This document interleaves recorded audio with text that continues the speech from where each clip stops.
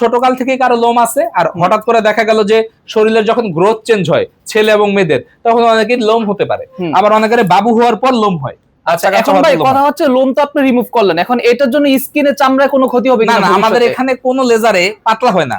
আপনারা যে বিভিন্ন ধরনের ছোটখাটো রিমুভ সেন্টার গুলোতে যাবেন, ওগুলাতে মনে করেন যে আপনার স্কিন পাতলা হওয়ার সম্ভাবনা থাকে, ঠোসা পড়ে যায়, সেই ঠোসা থেকে কালো দাগ হয়ে যায়। আমি অনেক কাস্টমার এরকম রিসিভ করছি যে হেয়ার রিমুভ করতে গিয়া এত বড় ঠোসা ফেলাইছে মুখে, ওটা দাগ হইয়া ওখান থেকে শ্বেত রোগ হয়ে গেছে, ডবল রোগ, চামড়া উঠটা সাদা মাংস বের হয়ে গেছে।